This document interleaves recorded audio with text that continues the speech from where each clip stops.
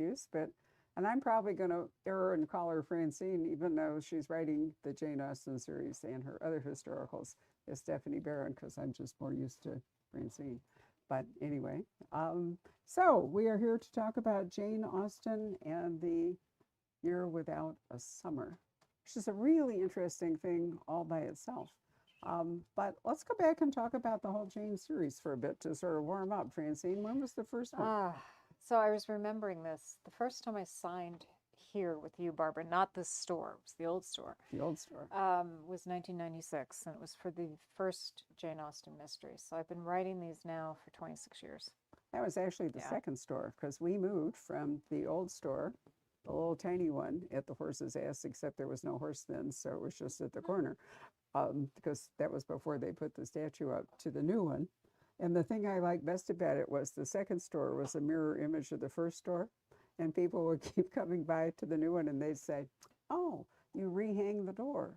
And I said, "No, we moved the store." It was like a little poem, you know. But anyways, we probably didn't even do it in the store because it was so small that we remember we would go down the street to. We went to, it was like a restaurant kind of venue. So we gypsied all over downtown Scottsdale until we moved here in 1999. And so we've been here ever since doing live events. But Jane, 1996, wow. Yeah. And this is book 14? Mm-hmm. It starts the series in 1802 when she was 26 years old. And I chose that time because I wanted to find a moment in Jane Austen's life where there was a pivot point, where she made a conscious decision to move from the pursuits that had governed the previous few years for her, which frankly were social, to a much more conscious effort to establish herself as a writer. She didn't actually publish until 1811 with Sense and Sensibility, but in 1802, she did something that was very important. She turned down a proposal of marriage, which would have transformed her life. A young man named Harris Bigwither, which sounds Dickensian, like it's a punning name, but Mr. Bigwither was the brother of very, very close friends of hers, Catherine and Althea Big. And she was staying at their home, Many Down, as it was called. And Harris was 20. He was the heir of the house. She was 26. He had a pronounced stutter. He was socially awkward. I mean, imagine a 20-year-old boy. We've all known 20-year-old boys. Why he was proposing marriage, I have no idea, but he did.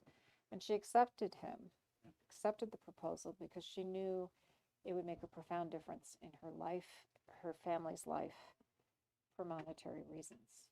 She would have a secure future. She wouldn't be living on her parents.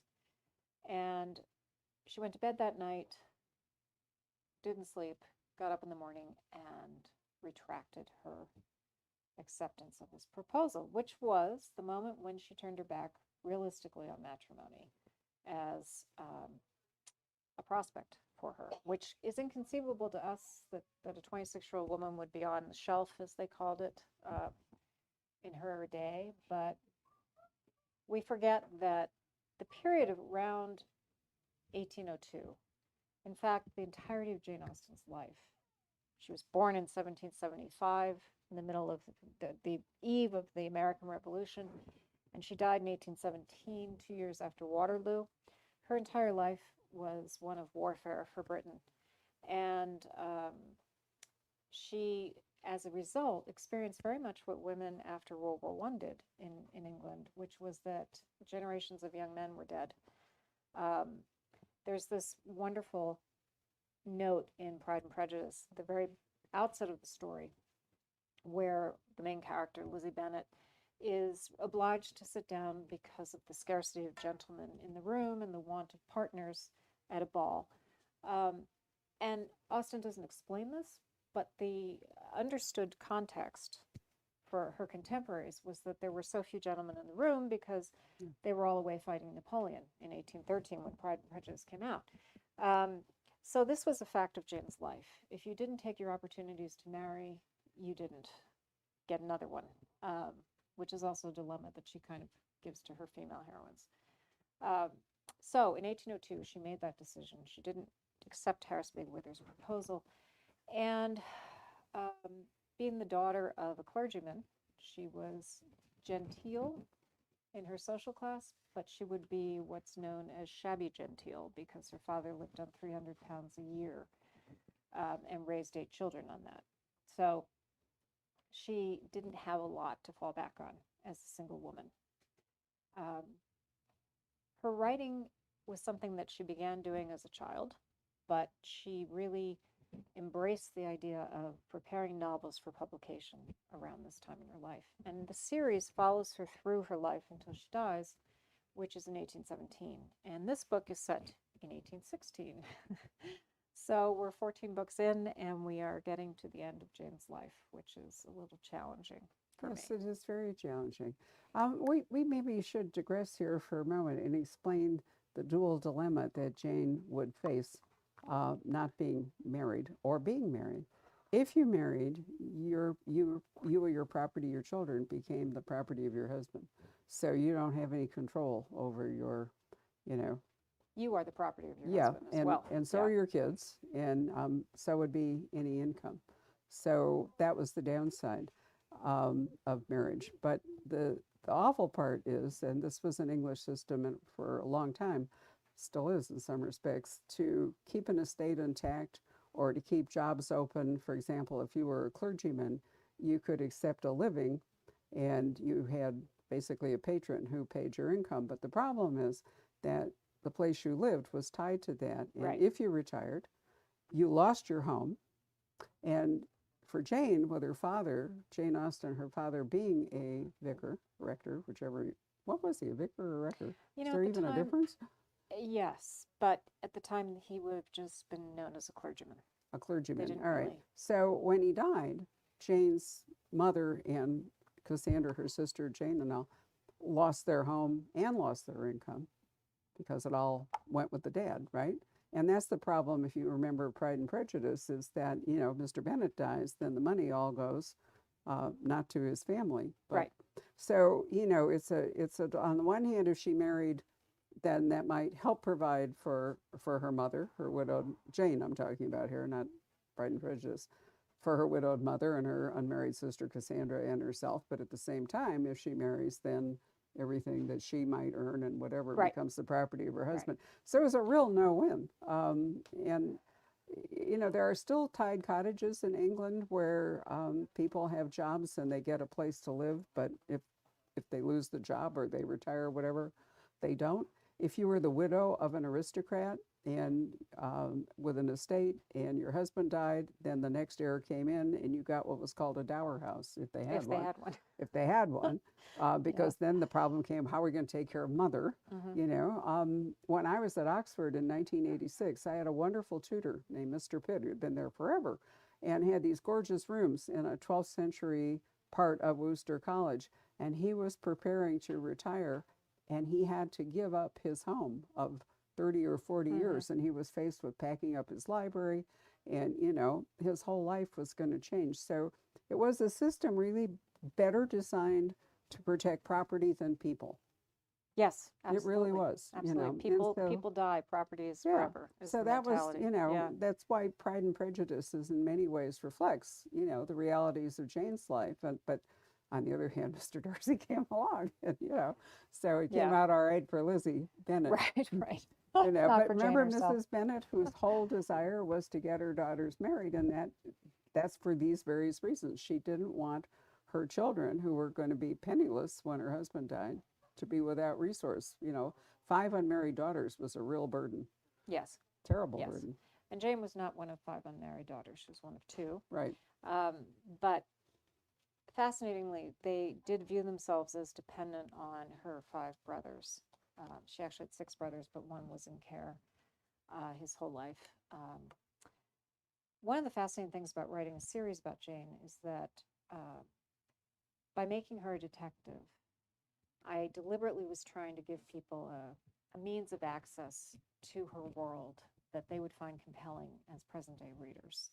I was trying to provide an excellent plot that would draw people into the Regency period of English history and the language of her novels, um, without realizing they were submitting to early 19th century literature because they had a murder plot to follow. And that was my rationale for doing this series.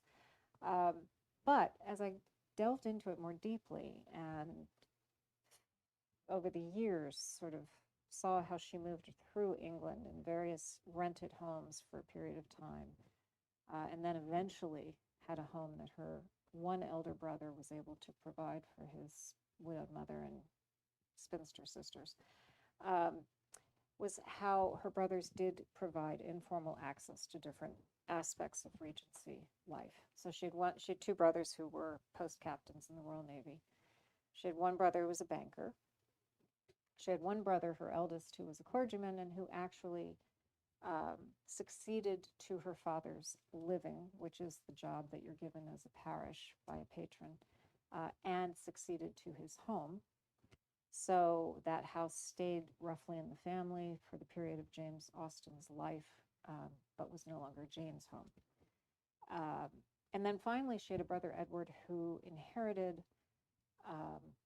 he was adopted at age 12 by wealthy cousins and inherited considerable estates in both Kent, which was kind of the Greenwich, Connecticut of England at the time, and in Hampshire, where Jane Austen lived. So he owned essentially a village, Chawton Village.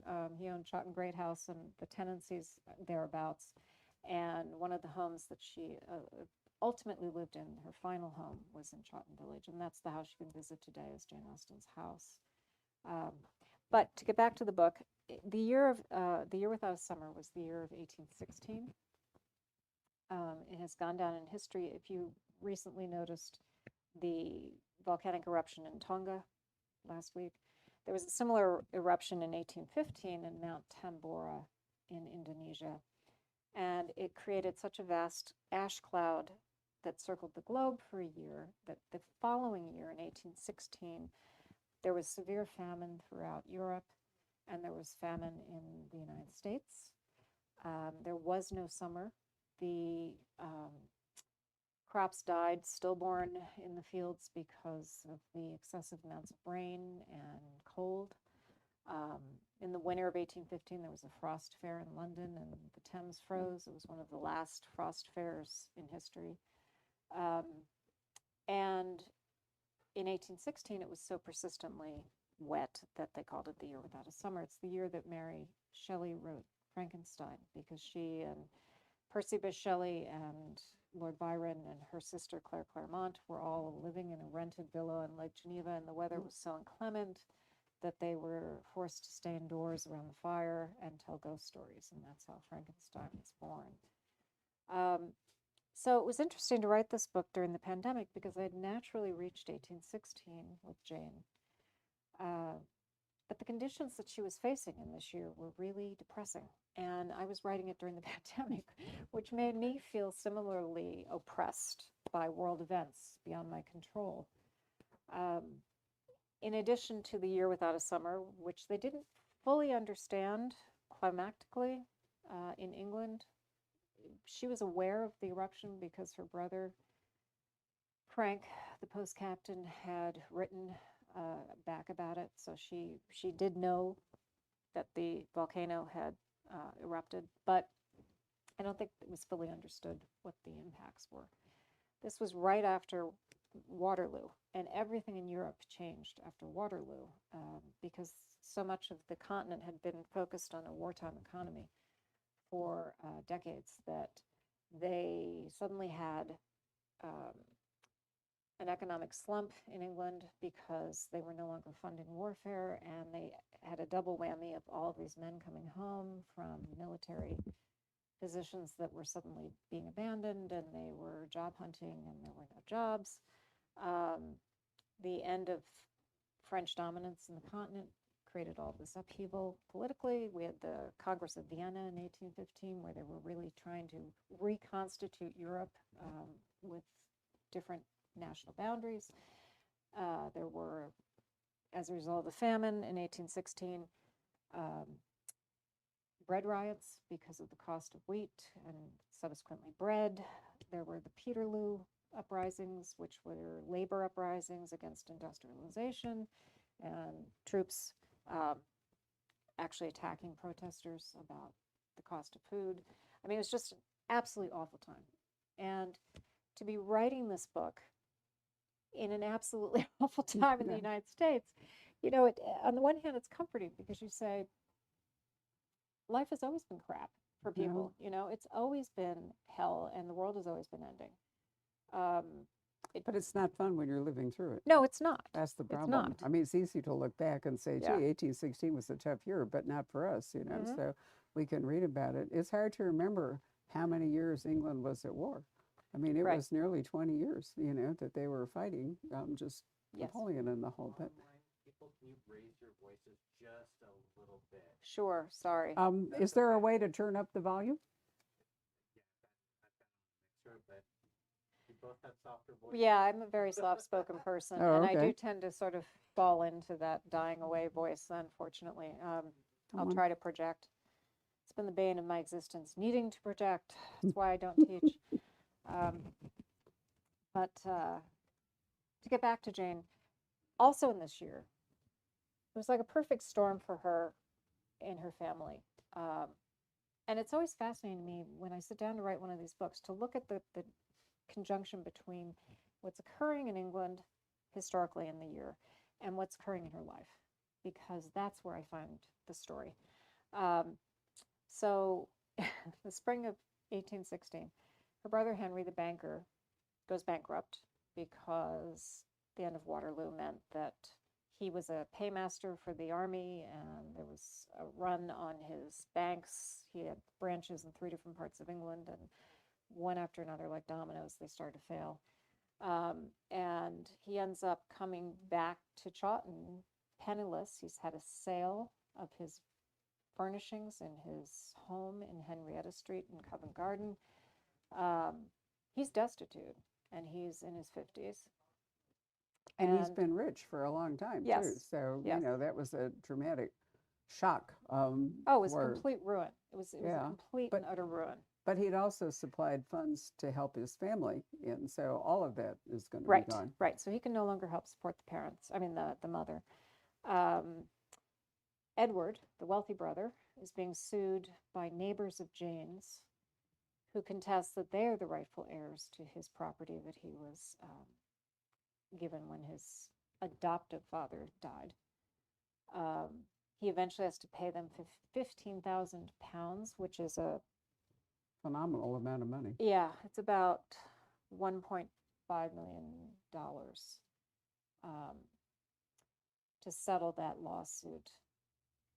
And then her brother Charles, one of the post captains in the Royal Navy, loses his ship, the Phoenix, in a hurricane in the Mediterranean, and he's got to go to a Admiralty review board to explain why for dereliction of duty, for having lost his ship. And so it feels like everything is going wrong in the Austen household. Plus, there were women that died in childbirth as well. Edward's wife, not that year, but she Charles's, had died. yes, Edward's wife had died Yeah. of childbirth of her 11th child. Charles's wife had died, the one who lost the ship. So the year before he loses his ship, he loses his wife, who's 24 years old, when she dies, having her 4th child.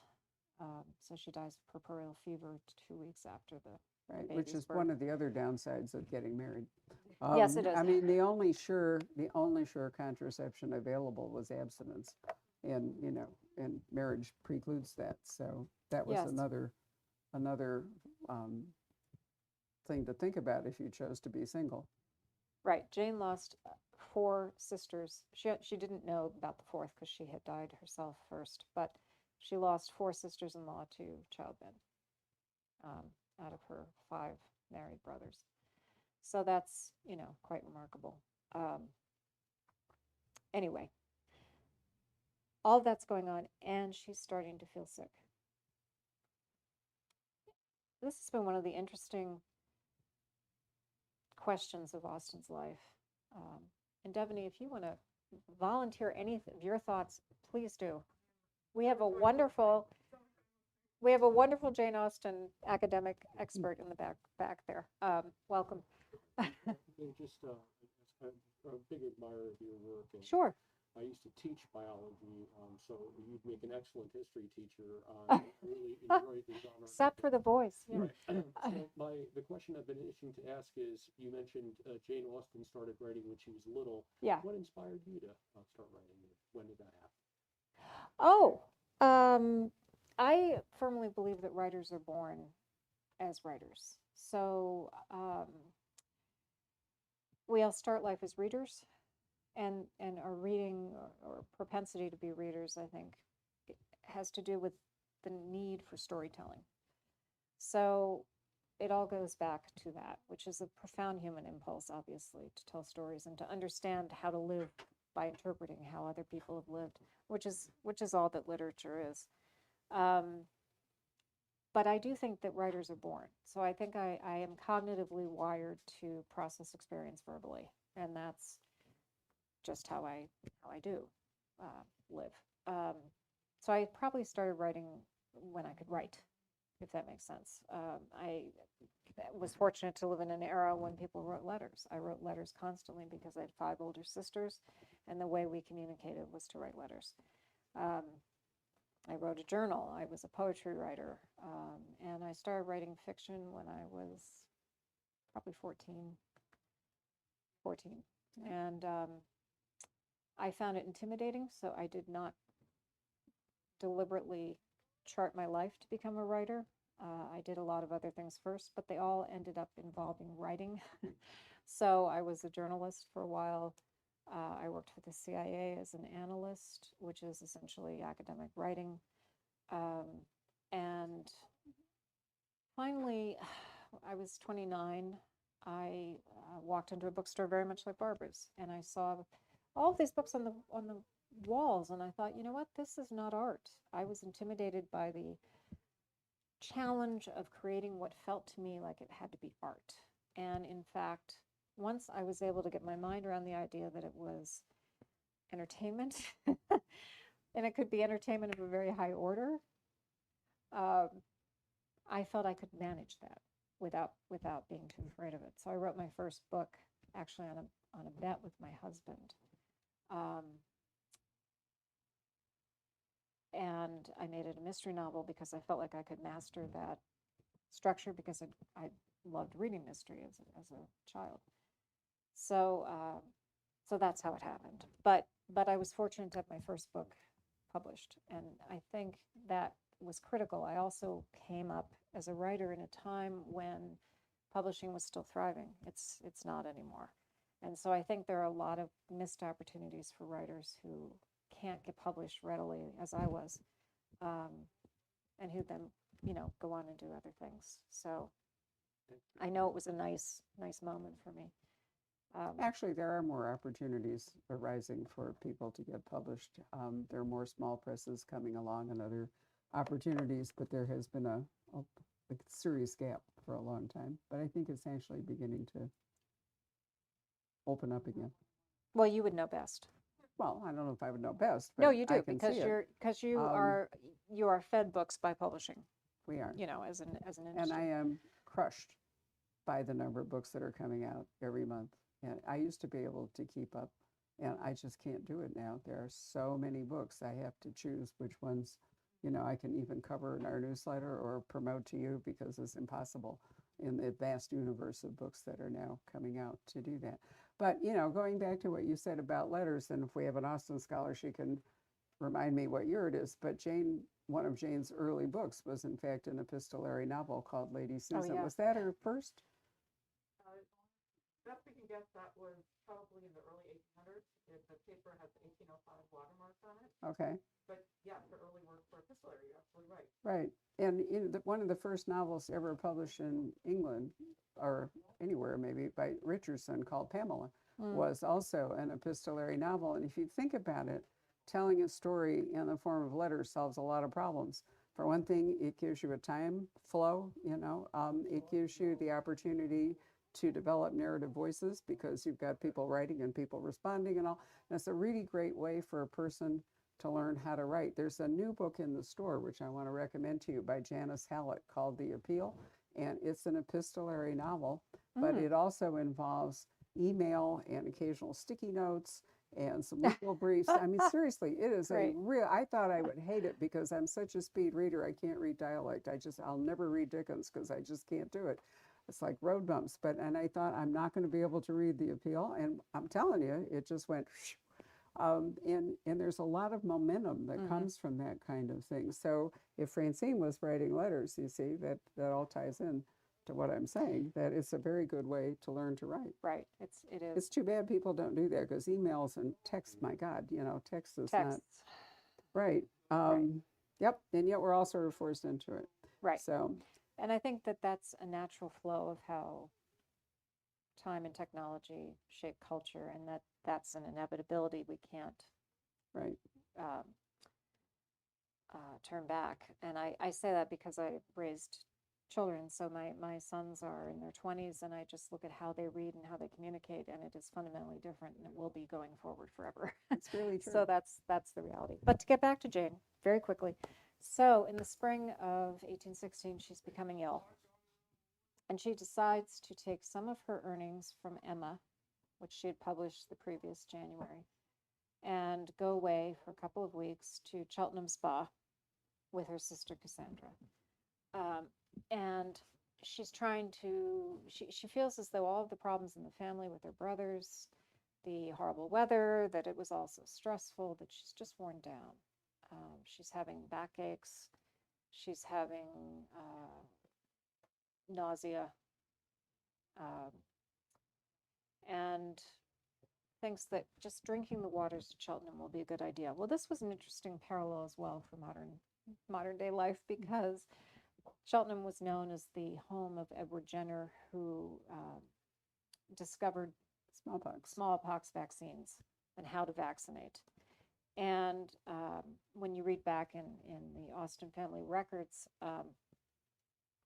James, her eldest brother James, the clergyman, was a friend of Jenner's, knew him, and had his wife and his daughter Carolyn vaccinated. And then Jane's great friend, Anne Lefroy, was a huge proponent of Edward Jenner and vaccination, and would read his pamphlet aloud in the sort of reading circle at night socially, and set out, Anne Lefroy was a fellow clergyman's wife in the neighboring town to Steventon, where Jane grew up, and was a woman of great culture and used to hold theatricals in her home, and Jane acted in them, and there was an age disparity, but they were very, very close friends. It was a sort of mentorship relationship. So Anne Lefroy vaccinated her parish, and I can't prove this, but I'm basically sure that Jane was vaccinated, given the fact that her brother was such a friend of Jenner's, and Anne Lefroy was vaccinating everybody. I think that's a pretty good corollary of events. So it's been interesting to sort of follow that discussion at the time when people were trying to eradicate smallpox with the discussion around vaccination in this country now. So can I interrupt? Yeah. There are a couple of things that I would say. One is that the diet in England was always sludgy at best, and people suffered all kinds of gastric distress and gastric disorders and so forth. The waters at Bath and at Cheltenham were mineral waters that had sulfur in them and so forth. So they were basically an emetic. And, it was a very healthy thing for a lot of these people who, were suffering from all kinds of intestinal problems and all. They would go and take the waters at Bath, and basically, it's like it cleaned them out, and then they felt better. So it was a huge thing. And also, not everybody had access to hot water. So if you're talking about like, in Bath, where there were actually hot mineral springs, and this was also true in Greece. I've been around to see some of the early medical sites in Greece and so forth. Just being clean, having hot water, being clean, all the rest of it. So that was a reason to go to the spa. But Cheltenham, how many of you watch Sanditon? It's coming on again. Okay. So there are a lot of unrealities in Sanditon, one of which was the ludicrous amount of money that, nobody in the world had 80,000 pounds. Yeah. the king didn't Yeah. own 80,000 pounds, so Right. the money part of it was absurd. But basically, you're talking about a developer in Sanditon, right? He wanted to create a community and, make a killing just like, over here in downtown Scottsdale with the new condos. Well, that's what Cheltenham was going through Yes. at the time that Jane goes there. Is there's a guy who, it was a village, but it did have these mineral springs. And so this guy thought, okay, we've got springs. It doesn't have to be Bath. We can create a spa here in Cheltenham, but it's in a very rough stage compared to Bath, which was, Right. I mean, a Roman community. Bath was very elegant, it was very Georgian, but Cheltenham is now being kind of It's raw and vulgar. right. It's So coming up. so Yeah. Jane Yeah. and Jane didn't want to go to Bath because she lived in Bath, and she didn't want to return to that. She wanted to do something different.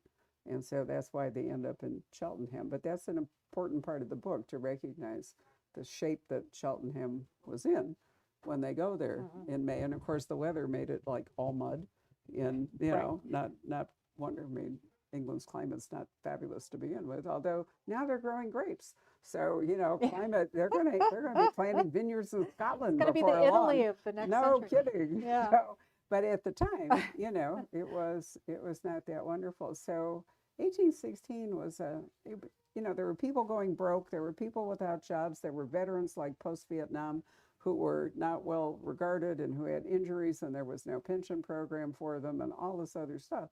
But it was also a time when the economy was doing things, and one of the things it was doing was like developing Yeah. Cheltenham. Yeah, no, know. it's an interesting time. I think that we Very. always agree that when there's a century shift, turn of a century, there's this delay before the Yep. sense First of a 20 new years. century. Yeah, the first 20 years are so transitional, and You we've can been go all going the through way that back to the ourselves. 1500s, and the first Yeah. 20 years of every century, go back and think about it, have been like this. Tumultuous, Yep. war-torn. So Jane's starting to become ill. The common consensus is that it was probably Addison's disease that she had. And I found this interesting because I had researched Addison's disease for another person I wrote about, John Kennedy, who of course had Addison's. And for those who are less familiar, similarly to diabetes and insulin insufficiency, Addison's is adrenal insufficiency. And what interested me is that John Kennedy had it throughout his life. It was undiagnosed because hormonal problems were poorly understood when he was born in 1917. And so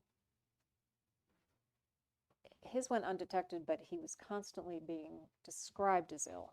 He would go to the Mayo Clinic in Rochester, Minnesota once a year to be assessed, and they couldn't figure out why he had such low, precipitously low blood counts, white blood cell counts, and hives, and basically he had an autoimmune disease, which was not understood at the time. But in Jane Austen's case, the symptoms aren't described throughout her life. They are described as onsetting when she's about 40. She dies at 41 and a half. And so the progression of whatever she had seems so rapid to me that I found it intriguing. Some scholars, Claire Tomlin among them, have suggested that she had Hodgkin's lymphoma or pancreatic cancer, that it wasn't Addison's. But as I have been aging, and I was noting the effects of menopause in my life, I found myself thinking about Jane, and I thought, I wonder if there's any correlation between Addison's and menopause in any way. And so I started looking for that. And I came across a 2002 study at NIH that showed that women who have early onset menopause, which is defined as age 40 or younger, are 300 times more likely to develop Addison's disease. So I found that very intriguing, and that's kind of shaped how I viewed Jane's illness. Again, impossible to prove. Yeah. I would say medical historians have sort of looked at how she described her symptoms and have come up with these possible diagnoses, but they're all conjecture. So that seems to be what was going on with her medically in this. But of course, she doesn't know that. She just Yeah. thinks, that she's just raining, she's, depressed, Stressed. whatever. Yeah, Uh-huh. stressed. And so it doesn't really occur to her that she might have a fatal disease at this point. Right. So that's pretty much what I wanted to say. I don't know if you have other things you'd like to talk about. The experience of an English boarding house is not one that Oh, yeah. possibly any of you have had, but I have. And, basically what it comes down to is that there's really no privacy and you are at the mercy of your fellow lodgers. They eat together. Part of the deal is that it's called a boarding house because you get meals, breakfast anyway, and sometimes dinner. I can't remember. I actually stayed in one out at Agatha Christie's 100th, her centenary, which was down in Torquay, and we stayed at a nearby boarding house. And basically, they feed you breakfast, and then they want you gone for the day. They don't like you hanging around in your room because they have It's not to. a hotel. No, it's not a hotel. And so you're expected to leave after breakfast and return. And you're also expected, at least in that one, to have dinner. And so you have to let them know if you have other plans. But you can't really escape the other people there because it's a common dining room. It's not Common like, table. yeah. And the landlady cooks, whatever. So Jane and Cassandra are thrust into this company. And I have to say that if I'd been Jane, I would have murdered the sister, and the whole book would have come to an amazing conclusion right away because she is like beyond horrible. So how do you deal with that kind of rudeness? Think about the anti-maskers and stuff. If you happen to be wearing one and somebody starts after you, how do you respond? And what if you're going to have to eat with these people? And do you really want to get into some kind of a war with them? So Jane, turns aside much stuff with politeness and all. And of course, she's been trained to do that. But See, I think she actually turns it aside with wit, and well, okay. and but, she has that ability, and that's the fun thing about writing about her is yeah, she's so viciously funny that and you get that. So the source material for the series for me has primarily been her letters rather than her books, and I always like to explain that to folks because if you haven't read the books, there's two sorts of voices in these novels. One being my attempt to throw my voice as her narrative style, and the other much more intimately her first-person voice in her collected letters, which are just a huge mine of information. But they also capture so brilliantly her wit because she was viciously funny. She was constantly exerting control over the people around her by subjecting them to her criticism, which could be scathing. And they're so intimate in that sense that you get a very sharp sense of who she really was when you read her letters. if we only had more of them. Yeah. I Yeah. know. I have trouble reading about Cassandra because I keep wanting to reach right in on the page and say, don't do it.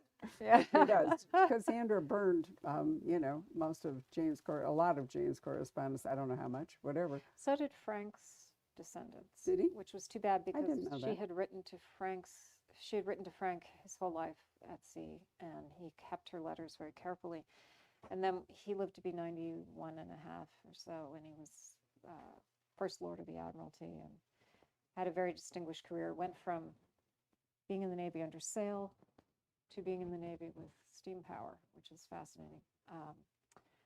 But his heirs destroyed Jane's letters that he'd kept for years. Just So, makes you weep. yeah, it's just funny. Richard Francis Burton, who was one of my favorite characters and an amazing writer, his widow was a really proper, it was one of the worst marriages ever. I can't even imagine how they ever survived. Anyway, she burned a lot of his letters, and it just makes you want to weep. But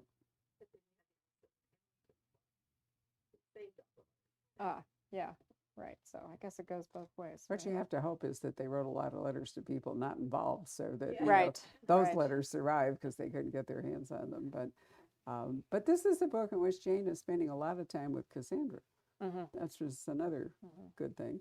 And Raphael West, the painter that you might recall, he arrives in Cheltenham. Amazing. So, He had no How- choice. right. So, so that's another thread. Many of you remember way back in the earlier books, there was a potential love interest, It was very hard when he died. If you recall how that was a blow, but a necessary blow since we know Jane never did get married. We can't just like manufacture that. So it's nice that you gave her a couple of people that really cared about her, Yes. I think it's critical for any one of us. So, not yes, family. definitely. Talk about how you chose Stephanie Barron as your pseudonym. I mean, Austen wrote it by a lady, and then as the author of the previous novels, how did you come upon Stephanie Barron? And It's very prosaic and unromantic. I had been writing a series of mystery novels as Francine Matthews for one publishing house, and a different editor at a different house bought my first Jane Austen mystery, and they will not promote for one another. So you cannot at one house promote the name published by another. So I had to write the Jane Austen series under a pen name, and I just chose my middle and maiden name. So that's how I've done it. But it's actually fallen out fairly well because I've now written my 30th novel, and it's a Francine Matthews book. And I've found that people gravitate pretty much to one or the other persona. And the Barron books tend to be more historical, more women's fiction, I would say. As Matthews, I write espionage, and they're a bit harder edged. And then I also write a contemporary mystery series set on Nantucket, which again is about, it's a police procedural, so it's grittier than the Austen books. And with luck, we'll see it in the fall. And Francine back again as Francine. Yeah. Right. So all good news. So before we open it up to questions, the inevitable question will be, is there any sort of film interest, since we're in the age of streaming television and they're looking for content in that level?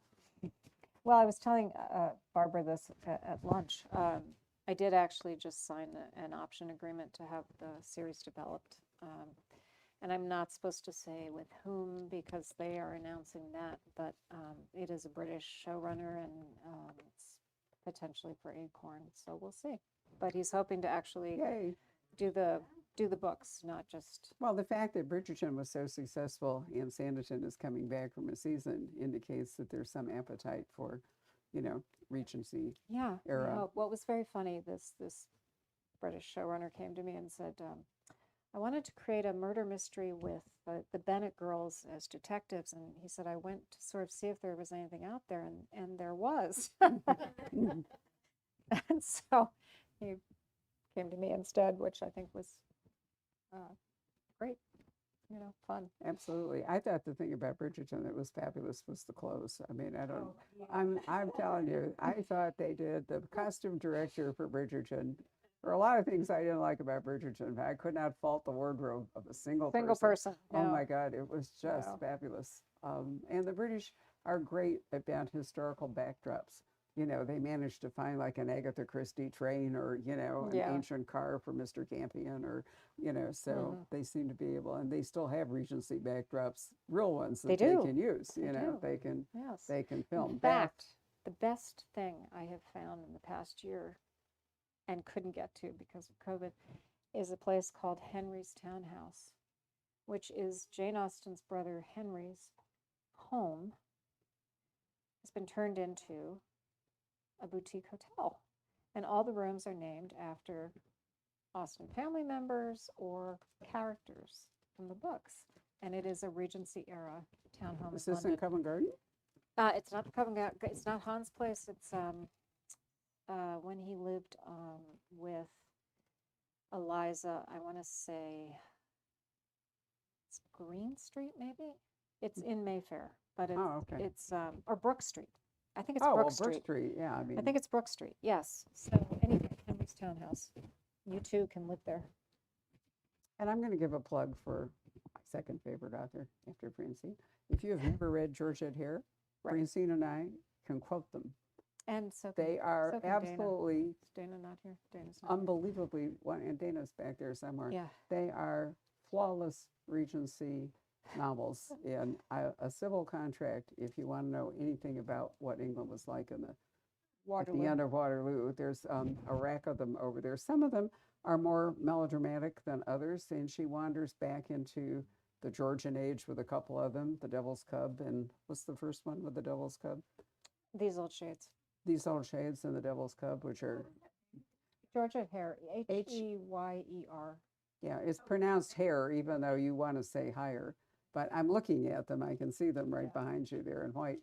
They're still in print, and they are absolutely fabulous. So In Between Janes, I cannot recommend. And the one I most recommend, thank you, Dana, is The Civil Contract. But Regency Buck is wonderful. Are you familiar Sylvester. with Georgia Hare? Come under some fire for some attitudes that are, no longer quite as acceptable and palatable. I think there's some anti-Semitism in them.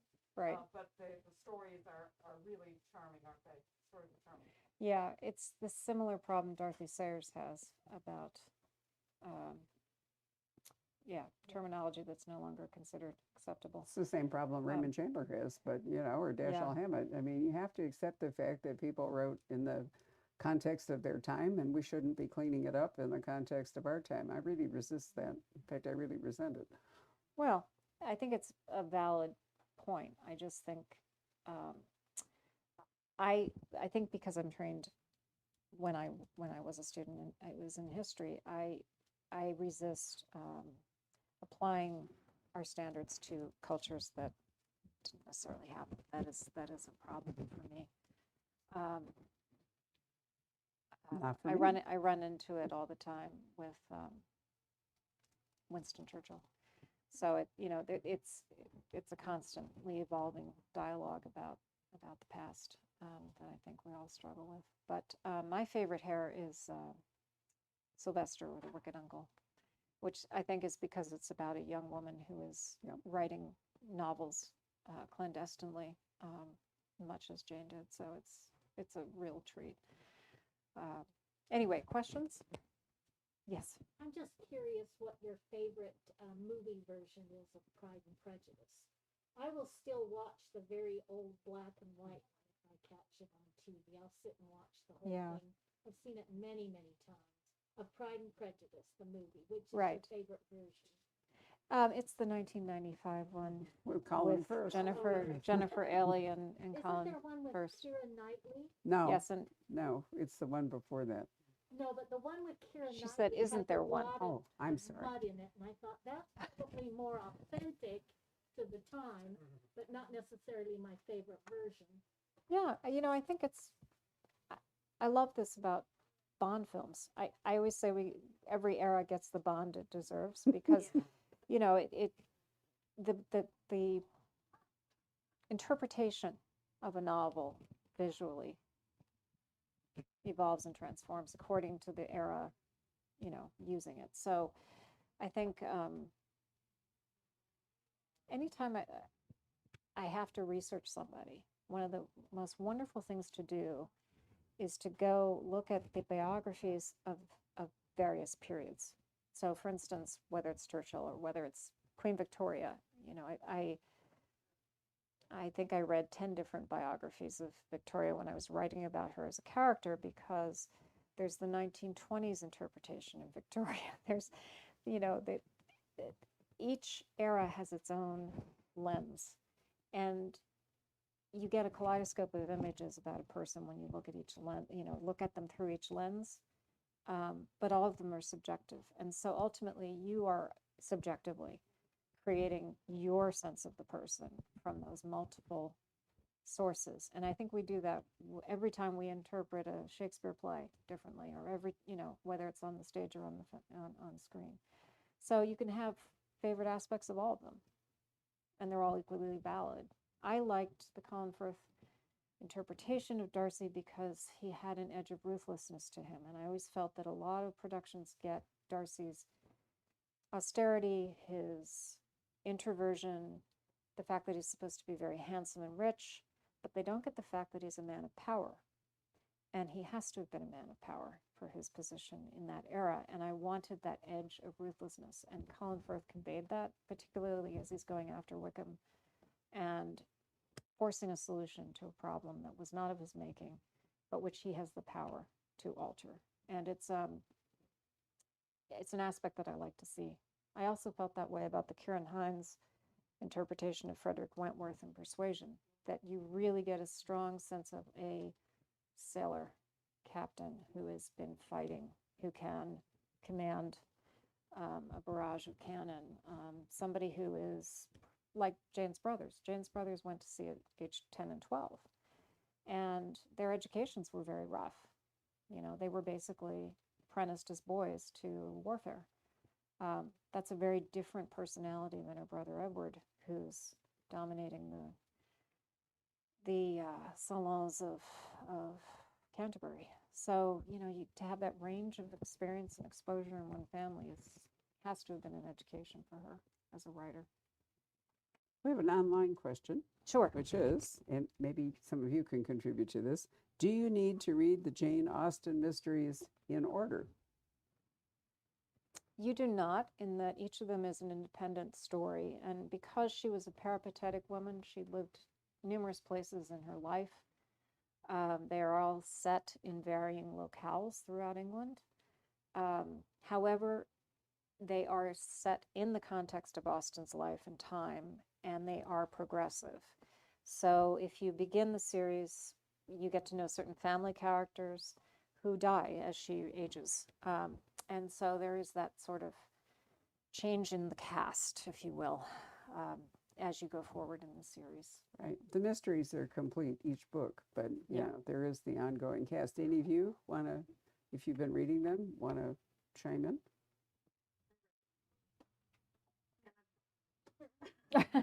Well, I mean, I've read them in order because I've read them in real time. Christina's written them. And in fact, once argued with her that Cassandra really ought to be the narrator of the book, not Jane, which fortunately she talked me out of, but nonetheless, I thought it was an interesting point. Yes? How many more do you think will go forward? One. One. Yeah. We don't actually want to see Jane die, so Well, she is going to die. She's going we to know die. that, but I don't know Yeah. that you want to actually write a deathbed scene. That's up to you, not. Yeah, you know. I actually have not come to grips with that yet. I don't know what the book. I know the title. It's called Jane and the Winchester Schoolboy, and I'm Right. deliberately I was setting it going in to say she Winchester, died in but, Winchester because I've been to uh, see the house and the grave of the yeah. Hall in Winchester Cathedral. Yeah, so I don't know. I don't know what that will look like yet, but yes. Well, I've been looking a couple of things up about her, and it surprised me that when she was buried, she only had like four mourners, which really surprised me. So it didn't seem like she had garnered much fame even in her own lifetime.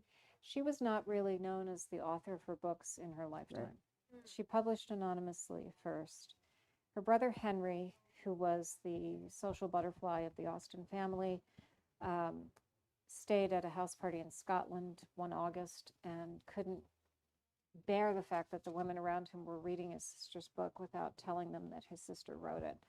And eventually, word got out among certain people that she had written these books, but she didn't want to be known for it, partly because it removed the screen that she felt she had as an observer of society, as a writer. People often quote this one phrase that she put in a letter, "If I am a wild beast, I cannot help it," was something she said about herself. And people like to invoke that as Jane having this tumultuous nature that she couldn't help.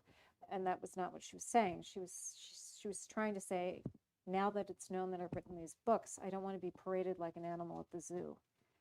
You know, even if I am a wild beast, I can't help it. If people are going to treat me like I'm on exhibit now when I go into society, thinking that I'm looking at them and taking their foibles for my characters. She had a horror of that.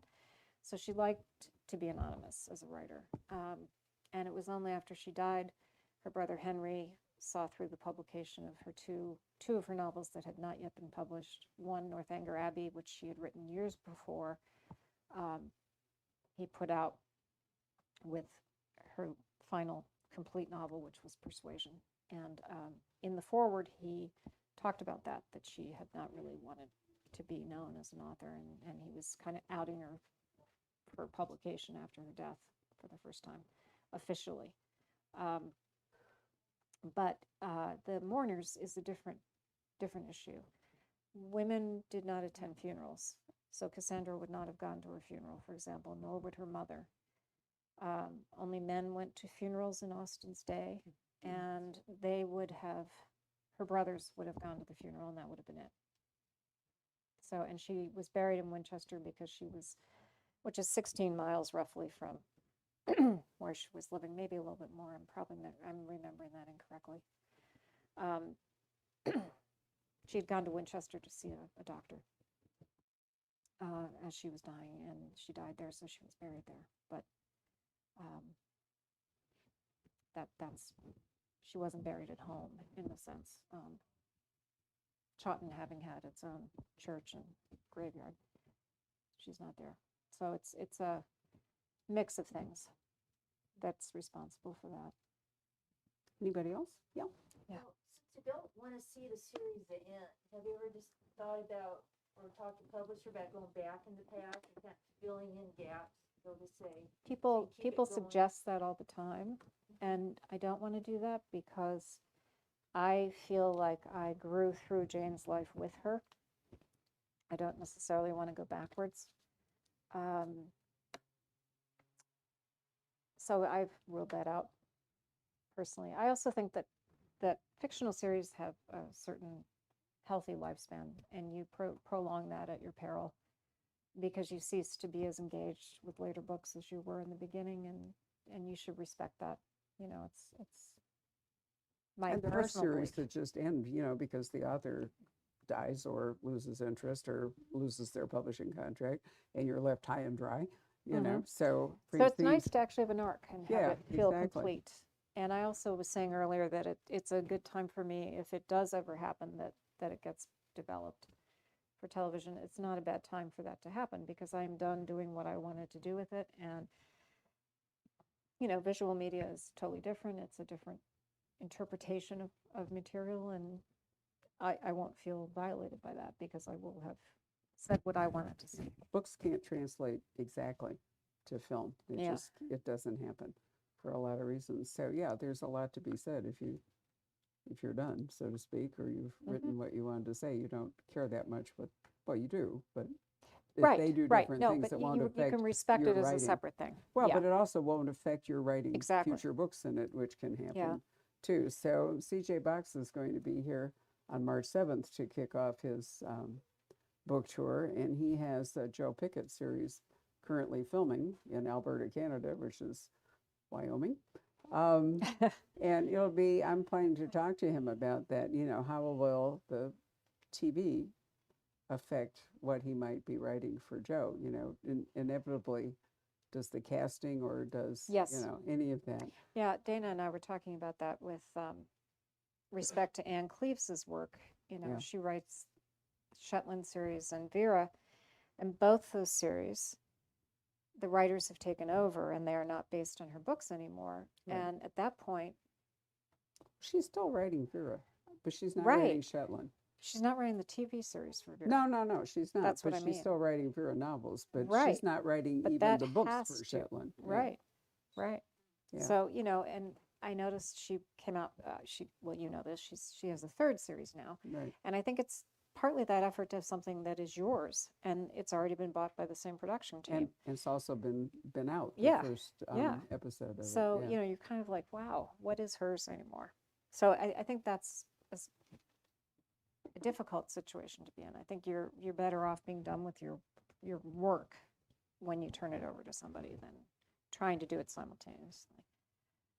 I think that's Never really will challenging. I forget being in London and standing at an event with Phyllis James, P.D. James.